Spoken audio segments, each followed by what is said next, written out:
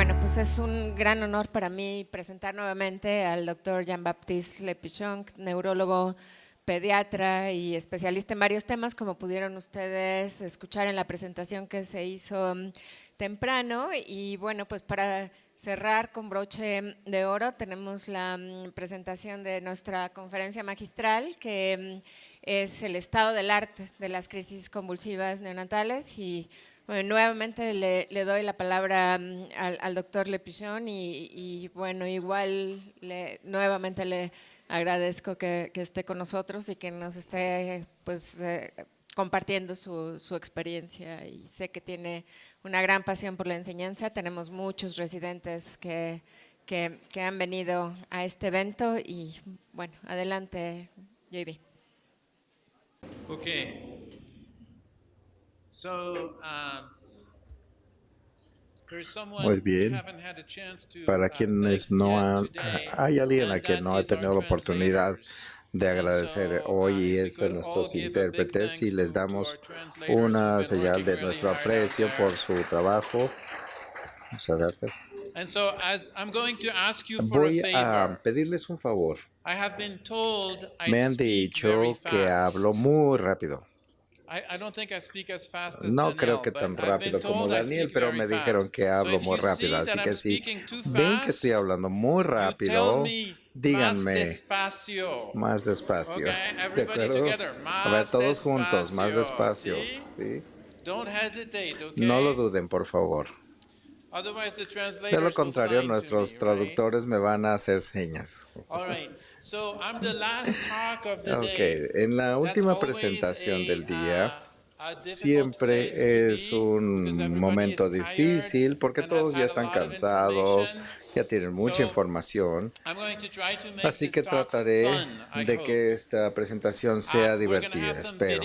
Vamos a mostrar algunos videos y siempre disfruto los videos cuando veo una presentación, pero necesito ayuda con los videos en una PC, y Sean me va a estar ayudando, va a estar cambiando de la Mac a la PC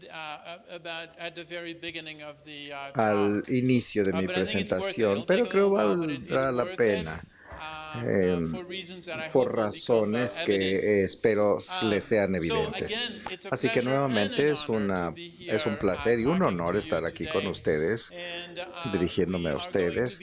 Vamos a hablar de crisis convulsivas en los neonatales y cómo vamos a enfocar cómo lo debemos tratar y cómo no tratarlo en caso de darles tratamiento.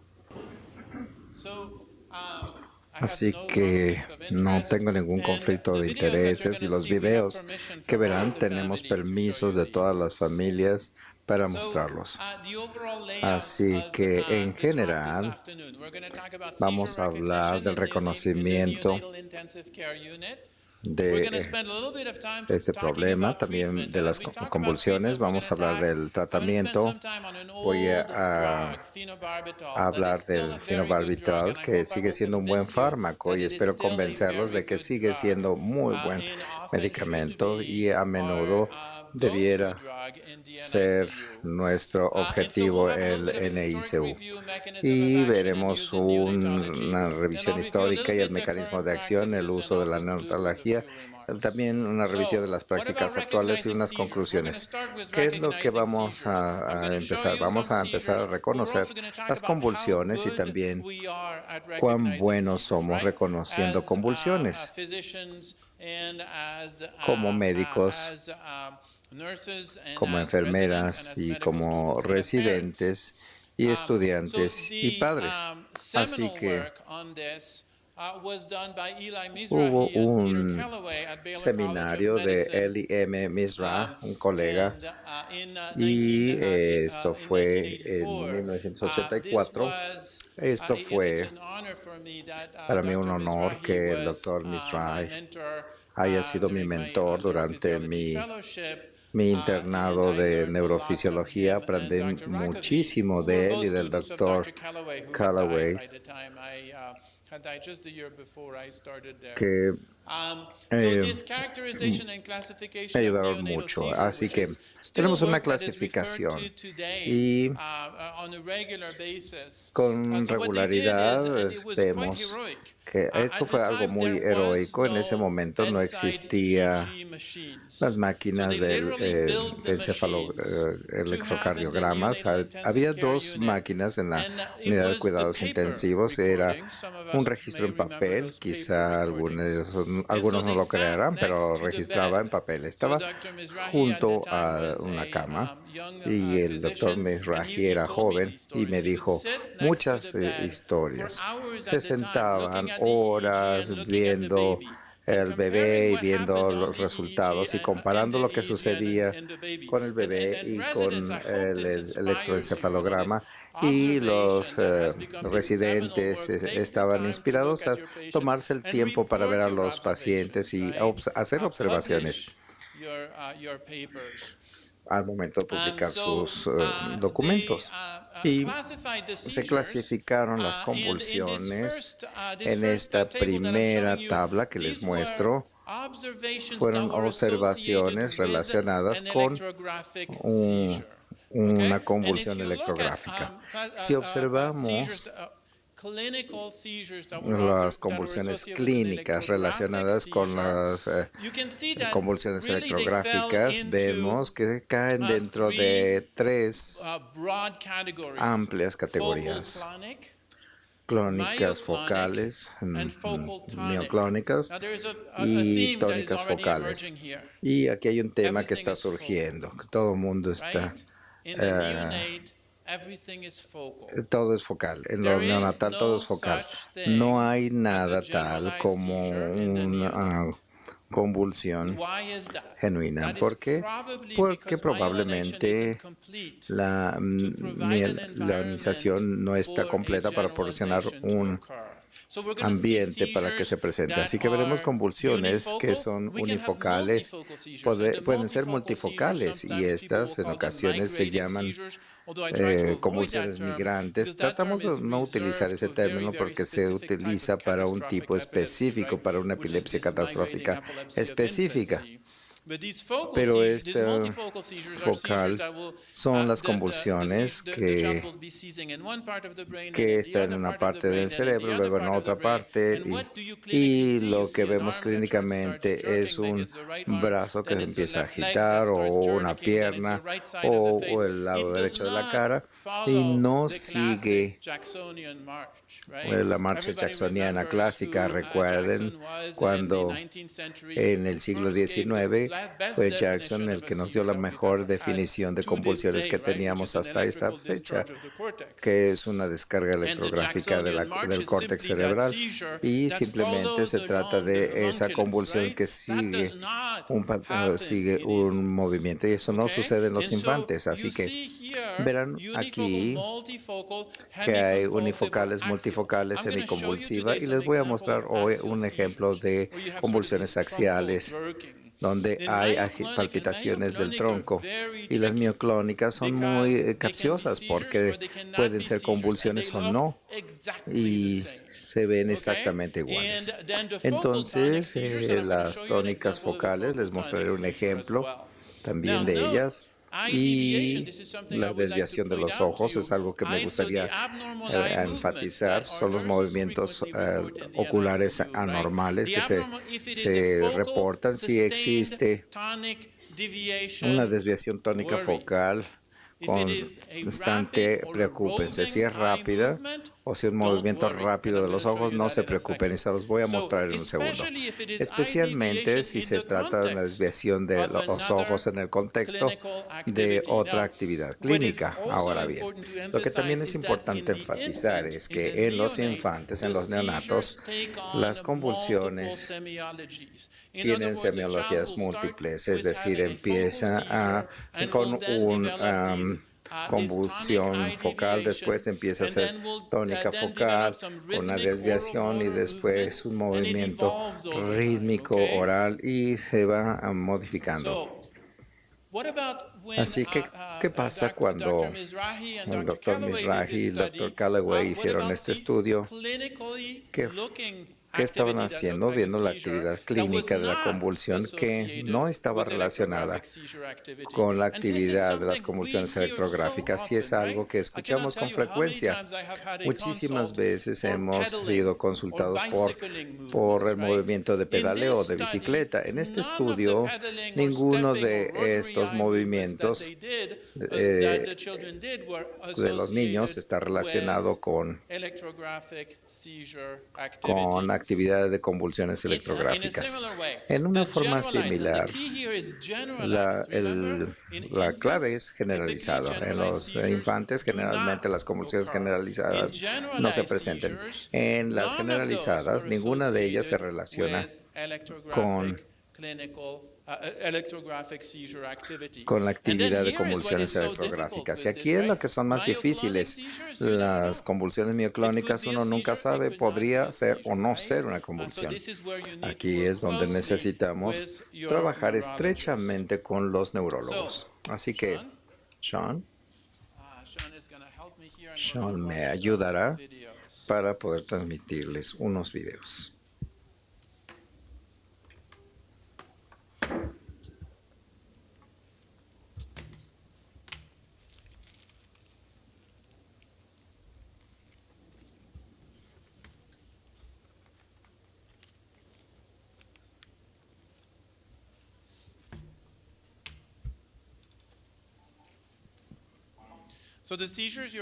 Las convulsiones que verán son en infantes de unos cuantos meses, no son neonatos, y la primera que les vamos a mostrar es de hecho del tipo de una epilepsia catastrófica. Esta hay que observarla con mucha atención. Lo que vamos a ver es el EEG. Verán, ahí está la convulsión y ven el movimiento de los brazos. Y aquí hay otra más, justo aquí en este punto, justo ahí. ¿De acuerdo?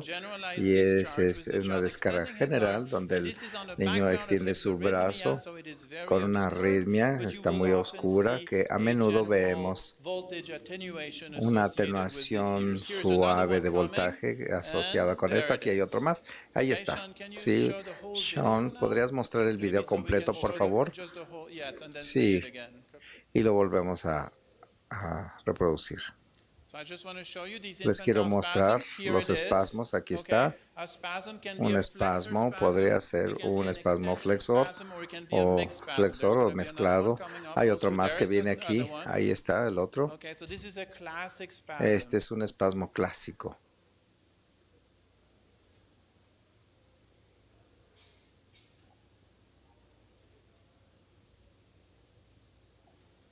Y ahí está el tercero. De acuerdo. Espasmos clásicos son emergencias neurológicas que necesitamos hospitalizar al niño. Y como discutí ayer con el equipo de neurología, ¿dónde está el equipo de neurología? Y les mencionaba de un buen medicamento para su tratamiento. Aquí tenemos esta segunda convulsión. ¿Cuál es esta? Aquí, esto es lo que les prometí, una convulsión tónica focal en la región occipital. Ahí la pueden ver. Es un eje muy anormal de alto voltaje con un patrón muy claro. Ahí empieza. Aquí tenemos la convulsión tónica en el brazo izquierdo y esta en el EEG, ¿sí? Lo voy a mostrar nuevamente. Ya habíamos hablado de las convulsiones en los neonatos, que son focales, y habíamos hablado de las convulsiones tónico-focales. Y este es un ejemplo de ellas.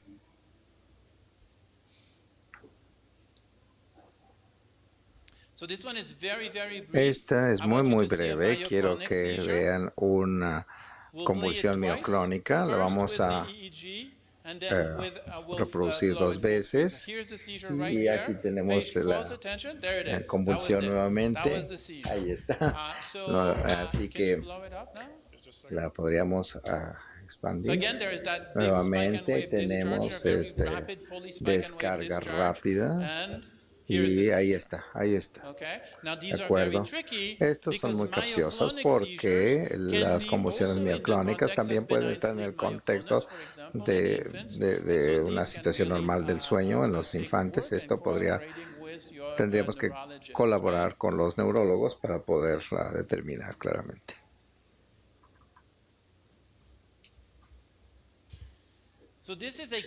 Aquí tenemos una convulsión compleja.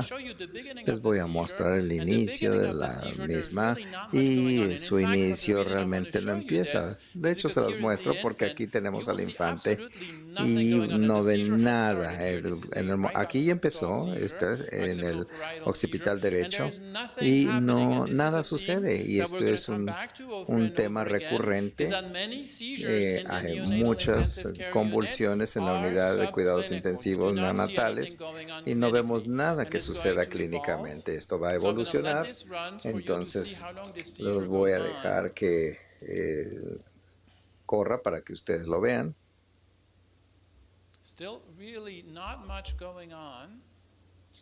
Así que realmente no está sucediendo mucho. Pero vean lo rítmico y periódico que es esta actividad y cómo está evolucionando. Muy característica de una convulsión. La convulsión tiene una evolución. Y Sean, ¿podrías ponerle pausa ahora y ampliar la pantalla completa? Ahora verán aquí, tenemos otra actividad clínica. Recuerden,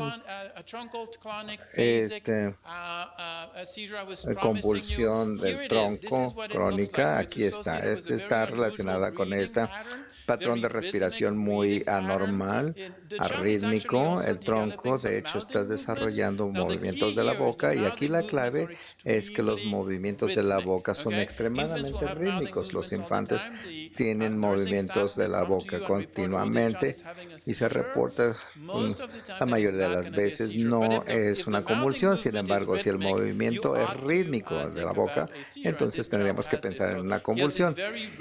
Aquí tenemos esta convulsión rítmica clónica del tronco asociada con este movimiento. Pueden ver sus ojos, que de hecho tiene desviación de la vista, y esto continúa por un tiempo.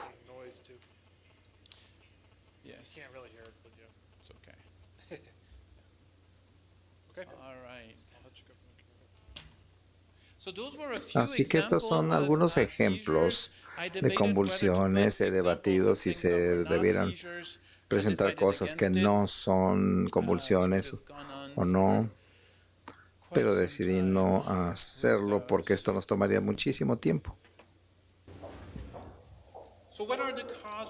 ¿Cuáles son las causas de las convulsiones? Esta mañana hablábamos de las causas de la hipotonía y prácticamente lo mismo que vemos aquí. Esto fue en el documento de Mizrahi y Callaway de 1987 y no ha cambiado tanto desde entonces. Así que las causas más comunes son la HIE y también la hemorragia cerebral. Notarán que la hipoglicemia, los errores del nacimiento y la anormalidad congénitas son cosas que hemos explorado con cierto tiempo. Espero que les pueda convencer que la causa más común sería el HIE. ¿Cuán buenos somos en reconocer las convulsiones en la unidad de cuidados intensivos de los neonatos?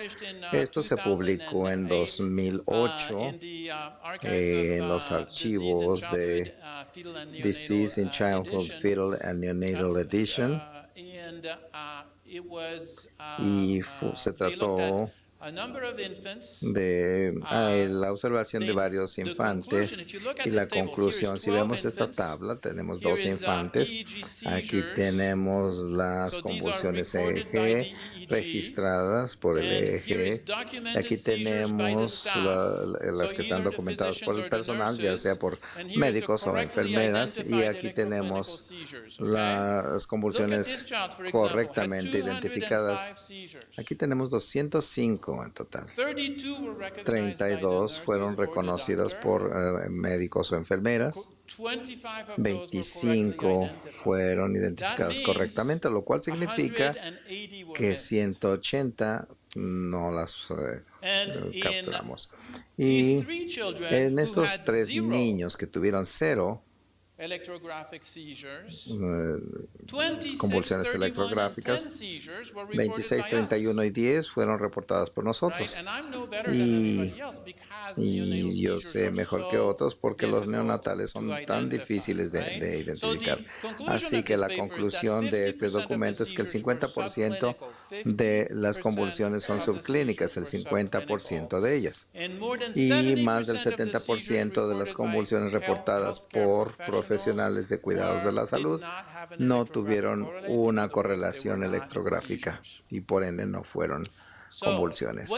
Así que, ¿qué herramientas tenemos para ayudarnos en la unidad de cuidados intensivos neonatales para identificar a las convulsiones? Bueno, la mejor es el EEG convencional, es una herramienta que nosotros como neurólogos y electrofisiólogos quisiéramos, pero no siempre es conveniente. Hace varios años, ya habíamos hablado de esto hace varios años, la amplitud integrada del EEG estuvo disponible en el contexto de los bebés que estaban fríos, por ejemplo, por encefalopatía isquémica, y esa AEG o CFM con monitoreos de función cerebral con otros nombres son muy útiles. No son perfectos y pierden el 30 al 40% de las convulsiones si solo dependemos de ellas para la identificación de una convulsión. Sin embargo, son mejores que no tener nada. Y si se aplican 2 en la mañana y el bebé acaba de llegar a la unidad, si se tiene una historial de HIE y no estamos seguros de lo que sucede porque hay algo extraño, entonces esta herramienta puede ser muy útil. Este es un EEG de amplitud de su aspecto. Las utilizamos mucho en el hospital. Yo creo que son muy útiles, pero es un EEG simplificado. Son 4, son 2 a cada lado de la cabeza. Y lo que nos muestra es en la parte superior, nos muestra 2 columnas, nos muestra el EEG instantáneo, y al fondo tenemos el EEG de amplitud integrada. Está en la escala de 0 a 100 microvolts. En las 2 últimas columnas es lineal hasta 10 microvolts y después está en una escala logarítmica. En el eje de amplitud estará entre 5 microvolts y 30, de 30 a 40 microvolts. Así que esto es un aspecto normal de un AEG. Yo he hablado con enfermeras una y otra vez de cómo utilizarlo, y es muy útil. Lo que pueden observar aquí es este tipo de patrón de ondas con amplitud amplia, más baja y así repetitivamente. Se trata del patrón del sueño.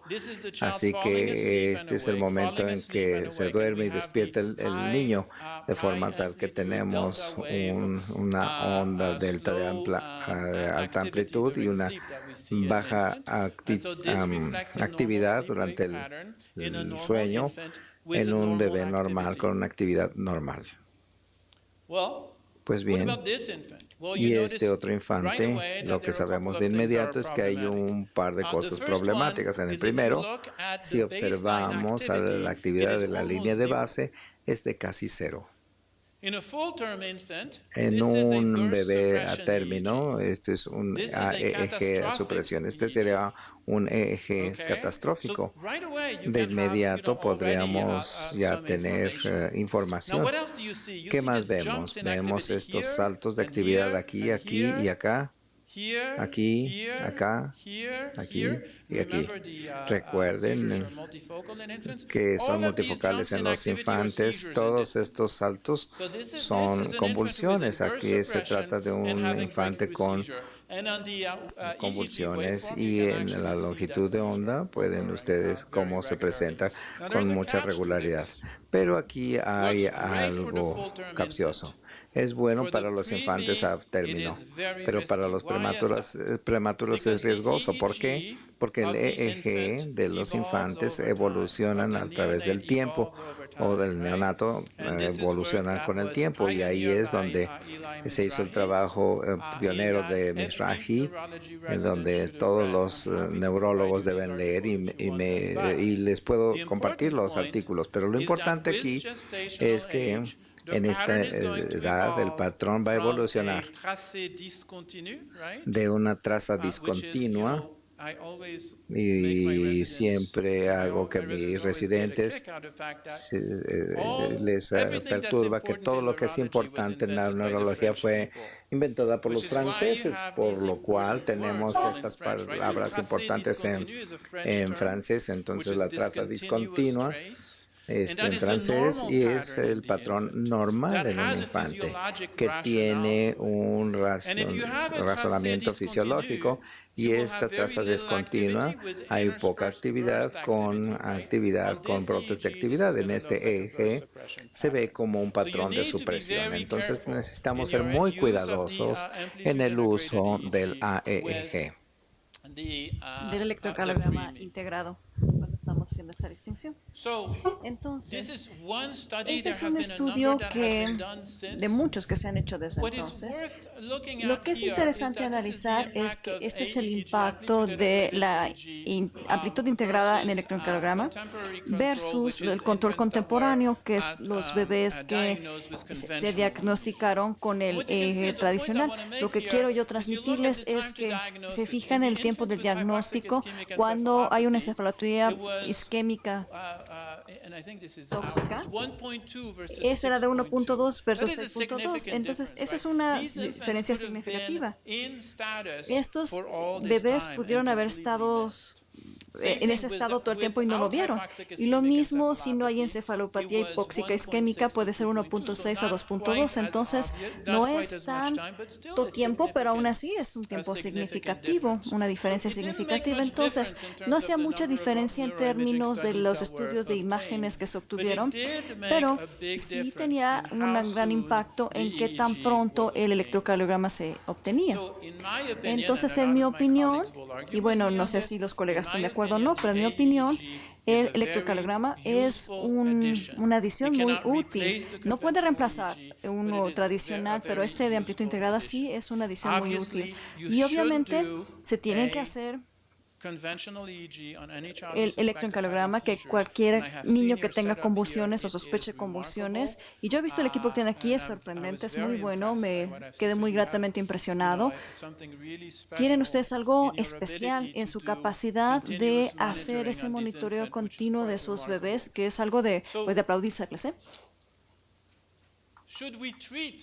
La pregunta es, ¿deberíamos tratar las convulsiones de los neonatos? En mi ambiente la gente se debate mucho, los clínicos o los subclínicos, ¿cuáles atendemos? ¿No los dañas más cuando los tratas que cuando no los tratas? Entonces, este es un estudio que se realizó en el año 2000 y lo que hicieron fue ver los resultados con base en la presencia de convulsiones electrográficas o si no las había. Y todos estos bebés tuvieron encefalopatía hipóxica isquémica o algún tipo de asfixia al nacer. Y lo que podemos ver es que la muerte debido a un déficit neurológico en aquellos que tuvieron convulsiones en el EEG 7, ninguno donde no hubo este estudio. del electroencefalograma.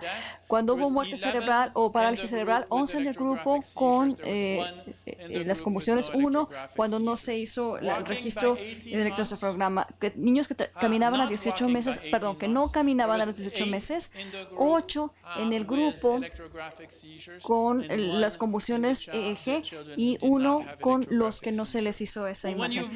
Si repasamos el estudio, la pregunta evidente que nos viene es, a ver, un momentito, ¿qué tal que lo que pasó es que el bebé simplemente, los que tenían convulsiones simplemente tuvieron una forma más severa de la enfermedad?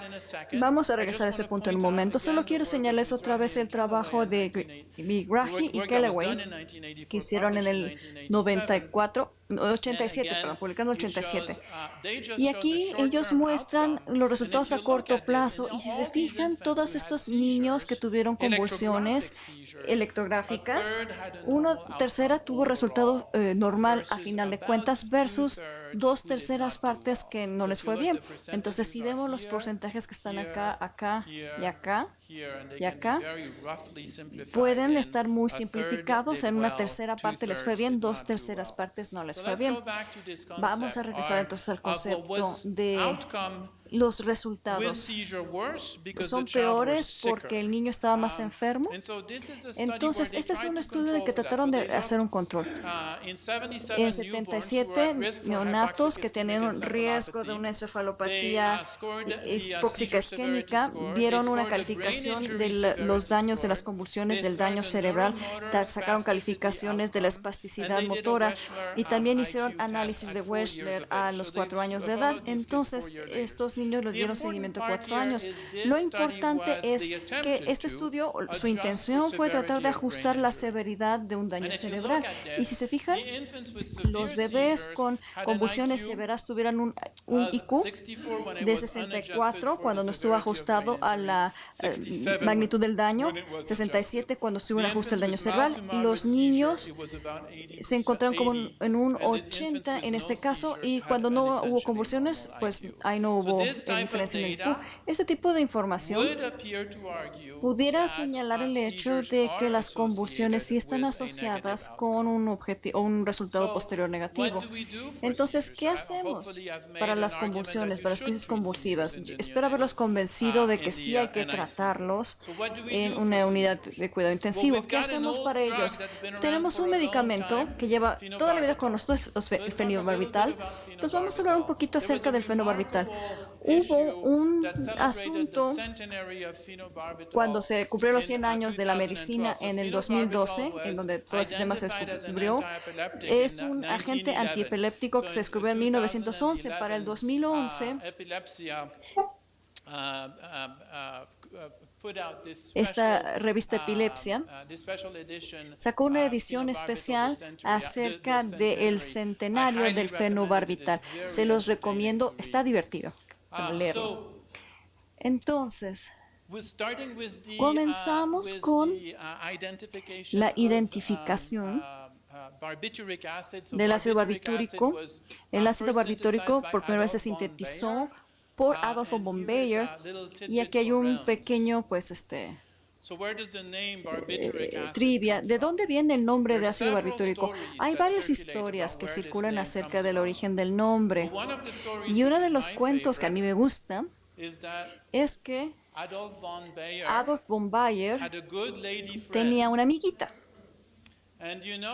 Y bueno, ustedes sabrán que el ácido barbitúrico se hace de ácido úrico y otros compuestos, ¿no?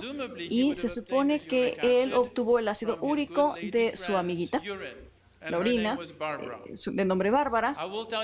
La orina de Bárbara suena en inglés. Pero bueno, este es un solo cuento que está escrito. Yo no lo inventé, si lo quieren googlear.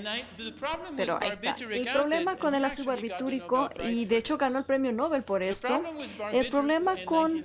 En 1903 ganó el premio. El problema con el ácido barbitúrico es que el ácido barbitúrico no cruza la barrera hematocefálica. Entonces, 3 estudiantes, Mering y Jessir, crearon el barbital, que el barbital sí puede cruzar la barrera hematocefálica. Esto pasó en 1903. Philip Hourlane más adelante inventó el fenobarbital en 1911. Y Philip Hourlane, cuando él inventó esta sustancia, vivía cerca de la ciudad de Verona. Entonces, por eso le puso a su sustancia Veronal. En ese entonces se utilizaba como un sedante. Nada más lo habían identificado por sus cualidades de sedante. Y llega después Alfred Hoffman. Alfred Hoffman, quien fue un personaje muy interesante. Él era un médico muy jovencito, vivía en Alemania y en ese entonces todavía seguía como estudiante. Estaba estudiando neurología, psiquiatría, porque en ese entonces todo era igual. Y los internos en ese momento tenían que vivir adentro del hospital, no nada más eran internos, sino que vivían. Por eso él vivía en el segundo piso del hospital y todos sus pacientes estaban en el primer piso. Y sus pacientes hacían mucho ruido en las noches y entonces no lo dejaban dormir. ¿Qué fue lo que hizo?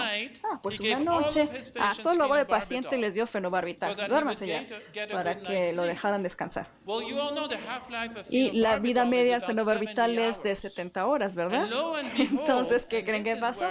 Y aquí es en donde Alfred Hoffman pudo hacer unas observaciones que fueron extraordinarias. Él se dio cuenta al día siguiente de que la mitad de los pacientes no estaban teniendo convulsiones de epilepsia, los que eran epilépticos. Y de nuevo él se quedó, estudiantes de medicina residentes que gracias a una observación hacen esos cambios, entonces ustedes estudiantes mantengan siempre los ojos abiertos. Él pudo haberse quedado ahí, ¿no? Estaba muy cansado, logró que se durmieran, pudo dormir, lo pudo haber dejado ahí, pero no lo publicó. Se llama Lumina Bay Epilepsy de 1912. Lo que es interesante de ese artículo es que Alfred Hoffman no era judío y su publicación salió justo antes de la Primera Guerra Mundial y entonces finalmente por el apellido, la Segunda Guerra Mundial lo mandaron como judío a campos, pudo sobrevivir al Dachau, regresó, fue a Estados Unidos, perdón, en donde terminó su vida. Lo que es interesante de su historia es que él pasó el resto de su vida estudiando la neurosífilis porque no pensó que su trabajo sobre el fenobarbital había sido tan importante.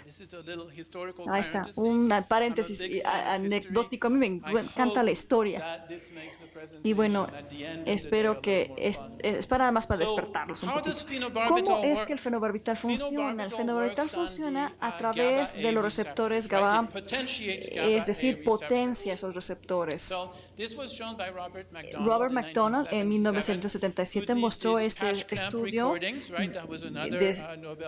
que también ganó un premio Nobel de esta grabación. Y lo que él demostró es que cuando aplicaba GABA a estas grabaciones de los receptores EPA-GABA, tenían esas aperturas y cuando le ponía diazepina al GABA, entonces acababa teniendo más apertura.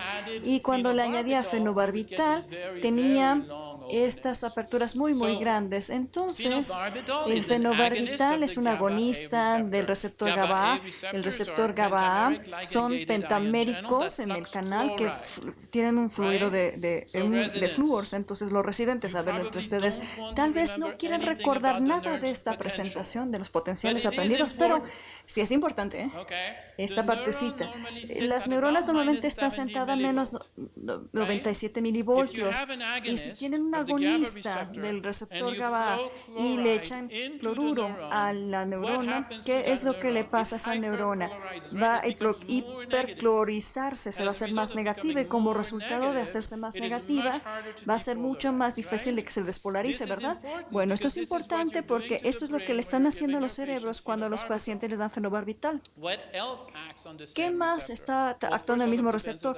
Claro que todas las benzodiazepinas, los barbitúricos que todavía utilizamos, el fenobarbital, tenemos dos que seguimos usando, y el alcohol, que es la razón por la cual es tan peligroso que los pacientes anden por ahí.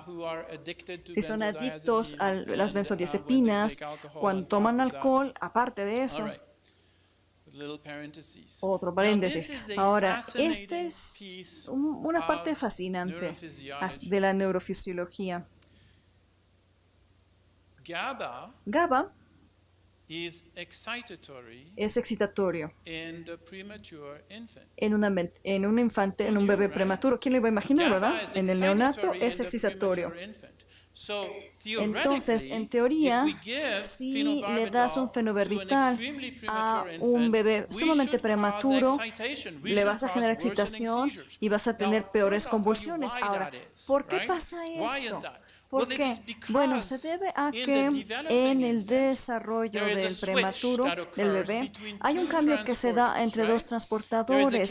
Está el KCC2, que es potasio y cloruro, y del otro está el KNCC1, NKCC1, que es potasio clorosodio. Y en el prematuro, el NKCC1 se expresa a un nivel mucho más alto que el KCC2, y esto da resultado en un cloruro que se transporta adentro de la neurona. Entonces, el cloruro no es que tenga mayores concentraciones dentro de la neurona, porque acuérdense que los receptores GABA son como de canales de ion gangliados. Entonces, ¿qué es lo que ocurre cuando estimulas el canal? Lo abres. No hay nada que diga que tenga que entrar o salir, excepto el potencial. Y entonces, si aumentas la concentración de cloruro adentro de la neurona, estás revirtiendo su potencial nervioso. ¿Qué es lo que ocurre entonces? Cuando lo abres, el cloruro sale. Y cuando el cloruro sale, entonces hay menos carga negativa adentro de la neurona y por tanto se genera excitación.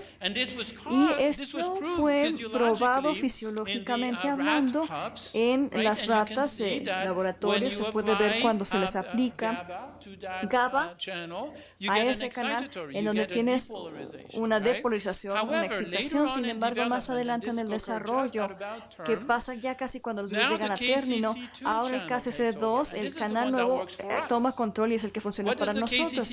¿Qué es lo que hace el NKCC2? Transporta el cloro y el potasio fuera de la neurona. ¿Sí? Entonces ahora el potencial nervioso que se utilizaba, que teníamos, resulta en muy poco cloruro que esté presente adentro de la neurona, y a la hora de que se pone un agonista el receptor GABA, el cloruro entra. Entonces acaba siendo inhibición. Hay una acción inhibitoria que es la que estamos acostumbrados a ver. Entonces, entender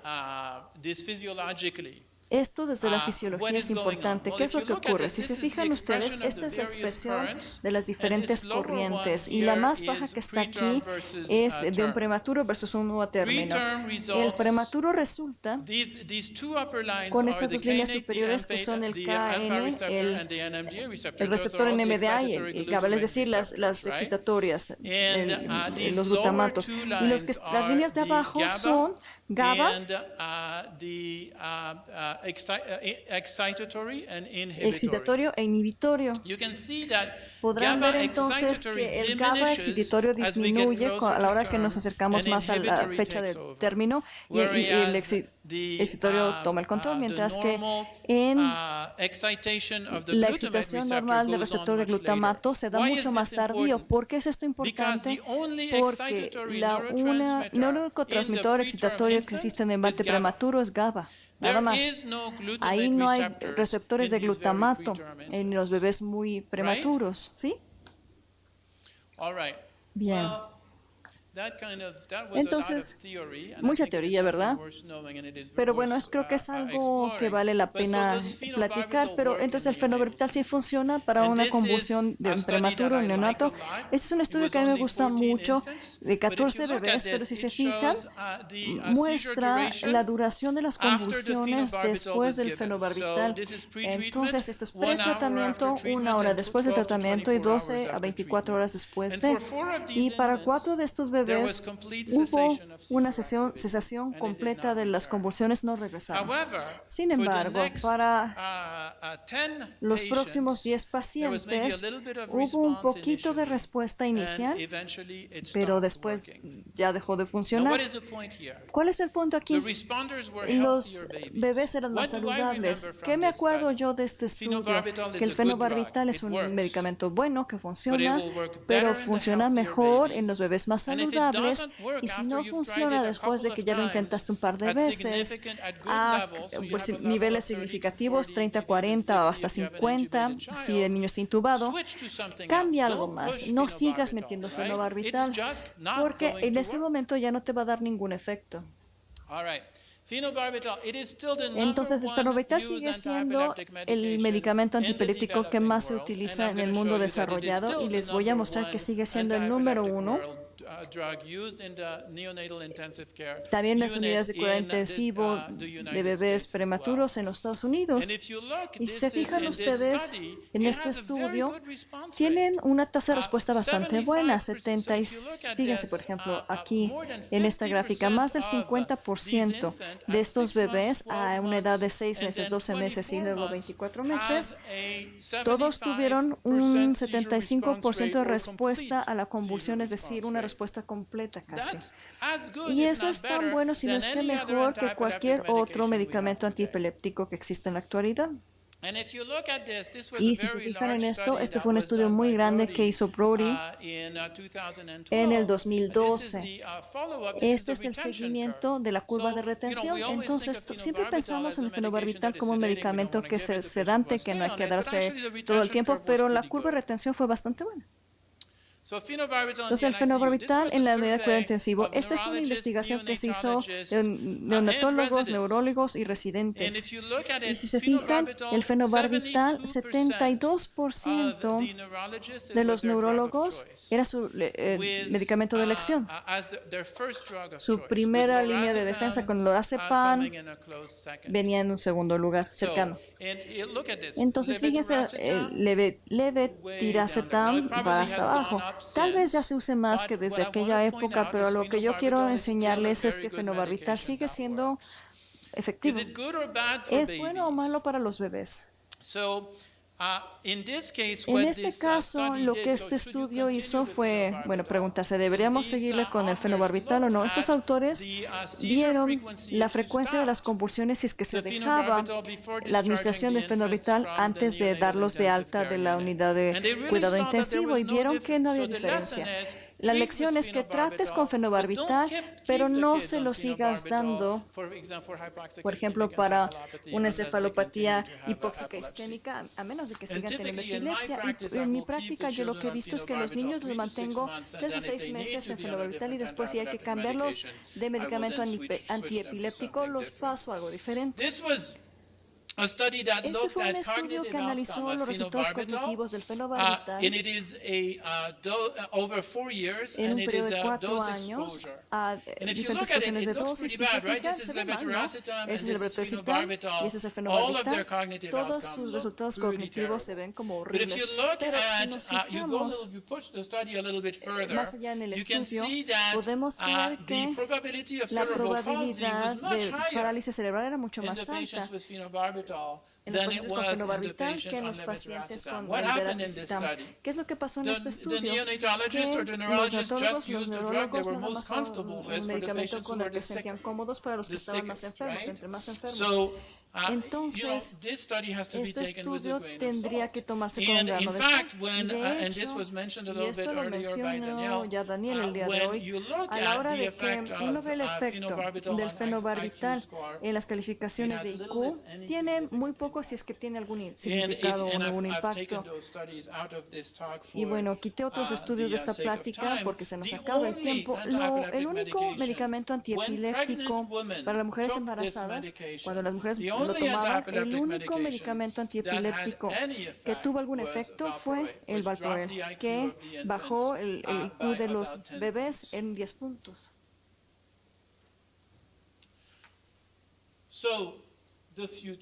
Entonces, ¿qué podemos esperar hacia el futuro? Esta diapositiva es, creo que lo que nos interesa a futuro. El tratamiento en las unidades de cuidado intensivo es un trabajo de equipo y tiene que realizarse justamente como equipo. Por eso es importante tener un grupo de especialistas. Esto es de gran importancia. Gente como Michael Painter en Pittsburgh y Donna Ferreiro de UCSF son pioneros en este tipo de colaboración y que piden realmente es un mejor enfoque para el tratamiento de los bebés, disminuye el uso general del medicamento antiepiléptico y permite que exista un mejor uso del medicamento antiepiléptico. Entonces, en la experiencia en UCSF tuvieron una 30% de reducción en la dosis acumulada de fenobarbital y hubo una reducción marcada de los bebés en fenobarbital con base en los estudios que ya les mostré hoy. Esto solía ser lo correcto. En Children's Mercy ya tenemos, yo ayudé a hacer protocolos así. Este es el protocolo que estamos acostumbrados a ver. Si esto ocurre, haz esto. Y si esto ocurre, haz esto, ¿no? Como diagramas de flujo. Pero este tipo de protocolos ya deberíamos estarlos como jubilando. Necesitamos más bien un enfoque en donde los bebés se vean en equipo, no con diagramas. Y esto está muy bien para una situación de emergencia, pero si es cuidado normal, no. Deberíamos tratarlos con base en una aproximación de equipo, de grupo, en donde la opinión de todos cuente. Entonces, para concluir, el fenobarbital sigue siendo un medicamento increíble, sigue siendo el más barato y más disponible en el mundo, sigue siendo efectivo para 50-60% de los bebés y su seguridad a largo plazo es algo que está muy bien documentado. Y ese es Hoffman otra vez. Bueno, pues quiero tomar un par de minutos, ya que estoy concluyendo la presentación del seminario. Realmente quiero comentarles lo emocionado que me siento del desarrollo que se está dando de esta colaboración aquí entre Children's Mercy y su hospital. Y sobre todo estoy muy agradecido con la doctora Villaquintén por habernos inventado para hacer estas pláticas, este seminario. Estoy también muy agradecido con el equipo de colaboradores, quienes nos han ayudado a hacer esos estudios de enfermos crónicos. Es uno muy ambicioso que me parece que tendrá resultados muy interesantes. Estoy agradecido con todos los miembros del equipo, sobre todo con Steve, mi profesor, mi maestro, quien me ha traído esta aventura que ha sido tan divertida. Y con esto, pues ya les agradezco.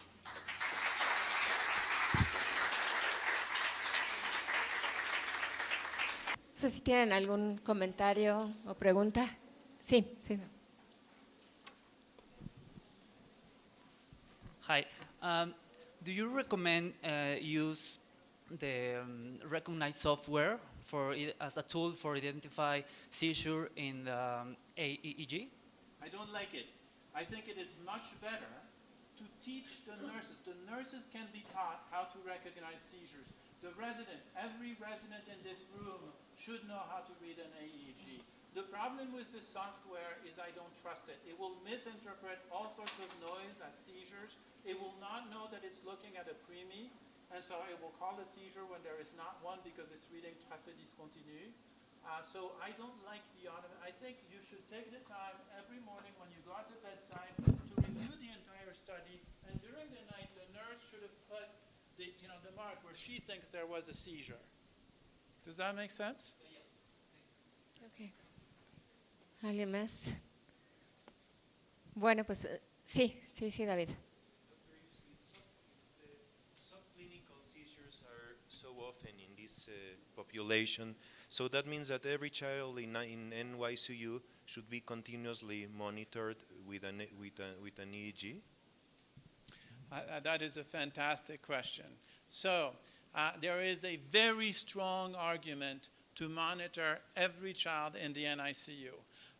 This is especially well documented in the PICU. Now, there are tons of papers that have documented in the pediatric intensive care unit that we're missing tons of seizures that we should be treating. In the NICU, the data is starting to accumulate that we should be monitoring everybody. The problem is our neurophysiology friends don't like us when we say that, because as you can imagine, that's an enormous investment. To have, every child, and I think doing every child probably would be unreasonable, but certainly the sickest children and certainly the cool children should all be on continuous monitoring. Now, the AEG is a reasonable alternative until we can develop protocols, until we can develop the capacity to do continuous monitoring on these infants. Bueno. Sí, sí, Alma. Muchas gracias por la plática. La pregunta es, para estos sensores, ¿hay algún...? Oh, just one minute. Sorry. If you could speak to me in French, there would be no problem. Ok. Preguntaba que si estos sensores tienen alguna limitación en el peso del prematuro, porque a veces sí son demasiado pequeños. ¿Dan la misma sensibilidad? ¿Hacen el mismo registro? Me refiero a los menores de 800 gramos. Babies of less than 800 grams. Yes, yes. And you're Sí, talking about y the está hablando AEEGs, acerca right? del electroencefalograma, ¿verdad? Yes. Okay. So this is a Sí, very bueno, good este es point, un muy and I buen need to punto emphasize y hay it que over and over enfatizarlo again. 100 veces. The AEEGs, El I electroencefalograma, don't think yo no are creo good que sea options una buena for the opción extremely para los preemies. And the extremadamente reason for that prematuros. ¿Y is por qué because no? the EEG Porque pattern, el patrón in del addition electroencefalograma, to the además sensitivity de issues los that you problemas de were la sensibilidad que usted ya mentioning, but these mencionó, infants además de eso, los they bebés have a normal pattern tienen that patrones is called tracé normales discontinuo, que se llama el where tracé they're gonna be discontinuo, flat, el their trazo activity is gonna discontinuo. be flat, La and actividad then se they have a mantiene burst, plana and then it is y luego flat, tienen un and then brote they y have luego a otra vez burst. plana y luego Somebody otro. Y who is entonces de not repente alguien que no experienced conozca will read this lo lee as a y burst suppression ve pattern que hay un or a patrón de seizure supresión o activity piensa que es and una treat a child who convulsión doesn't need y to be entienda y treated. empieza a So tratar with niños the que no necesitan extremely tratarse. premature Entonces con los muy infants, prematuros, and on these, their skin is y so bueno, fragile that actualmente su doing an pielecita EEG es is tan often not frágil an que option. hacerle un And so for electroencefalograma no those, we're still puedes, stuck pero with the para old method aquellos of que clinically sigan con ese identifying método them. viejo, pues tengan esa precaución. Sí, Edna. Edna.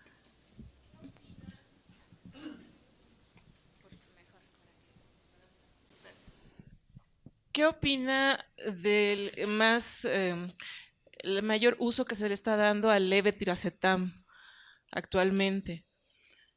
Para nosotros aquí el fenobarbital en forma IV no está disponible.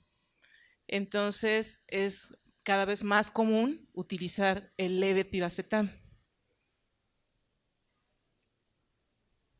With babies. Yes, so levetiracetam El is a levetiracetam fabulous drug. es un medicamento It is fabuloso, not perfect. no es perfecto. In my En experience, mi and I think in a lot experiencia, of y me people's parece que en la experience, it experiencia does de not muchas work as personas, well no as funciona tan bien phenobarbital. como el So you will see a fenobarbital. lot of Entonces van a infants ver will que hay not muchos respond bebés to que no van a responder levetiracetam, al who will respond to levetiracetam, que phenobarbital. sí responden al Furthermore, fenobarbital, y además levetiracetam el has an levetiracetam extremely short tiene half-life, una vida media muy on the order of pequeña, 6.5 de hours. 6,5 Now, horas that nada más, half-life, y obviously, esa over vida the course media, of the extreme obviamente, preemie to the en un full-term infant prematuro varies, but it is still varía de very uno a otro, short. pero sigue siendo muy poco tiempo. As a result, Y como resultado de you eso, really need to make realmente sure se those infants necesita are que getting esos the bebés medication sí 3 estén times a obteniendo el day, or medicamento Q8 3 every veces 8 al hours. día, cada 8 horas. It can be a challenge to achieve good Y es levels. sí muy difícil On the alcanzar good buenos side, niveles, pero la buena It is es very que well absorbed, so se you absorbe can give muy it bien. orally as Lo well puedes as dar oral, IV, no and tiene it que is ser very IV, easy to give y es muy orally, and the fácil darlo absorption is oralmente. La 100% absorción es del oral, which is 100% en obviously oral, not the que case obviamente for no es el caso para el phenobarbital. It is fenobarbital, not protein y bound, which no the está enlazado a phenobarbital is proteínas, que el heavily protein fenobarbital bound. sí. And it has Entonces no liver no tiene metabolism, metabolismo which al is very hígado. helpful, Entonces especially esa for salvedad infants who hepática have es muy elevated buena para los bebés transaminases que or tienen things like that. transaminasas muy altas o So, cuestiones de esas. still a good Entonces sigue choice, siendo una buena opción, not pero my no favorite drug. sería In mi addition, favorita. Y levetiracetam además can be el associated with levetiracetam extreme también puede estar irritability. asociado con gran And so irritabilidad. I Entonces, actually get quite yo de irritated hecho with me some of irrito our doctors con in our los doctores hospital en el because hospital everywhere we porque go todo now, donde before we voy, can get there, antes de poder every llegar, child is ya on todos los bebés los levetiracetam. tienen en And, you know, I walk there and I'm like, levetiracetam. oh, there's more Y to yo llego, ay, neurology que no hay than más en la neurología, levetiracetam. que no hay más en la It's a vida. good drug, Es un buen but we should medicamento, remember that pero other medications are acuérdate still que hay there. otras opciones. And often I will Y walk on a muchas child who veces is in llego con status bebés que epilepticus, están who was en started estatus on epiléptico, que levetiracetam, and empezaron if con they had levetiracetam been loaded y with que lo cargaron phosphenitorine, con we would have fosfenatoide. stopped the Y si seizure eons se ago. hubiera hecho eso, se hubiera terminado la So, a convulsión good hace drug, but to eones. be Es un used with buen care. medicamento, pero sí es de Now, in cuidado. the United States, Ahora, en we have Estados access to Unidos tenemos phenobarbital acceso al IV, fenobarbital en IV, levetiracetam el IV, levetiracetam en IV, lacosamide el IV, lecosumine también en IV, phenytoin, obviously, fenetoin, el phosphenitorine IV, and fosfenetoin y valproic acid IV. It's tricky el to valperoid use, en and ácido one should también. be Es careful, cuidadoso for también all the su reasons uso mentioned por todas las earlier, razones razones que ya expliqué y más, pero hay muchas opciones. Bueno, pues con esta excelente plática del doctor Lepichón damos por terminado este seminario. Le agradecemos mucho a todos nuestros ponentes y pues muchas gracias a ustedes que vinieron.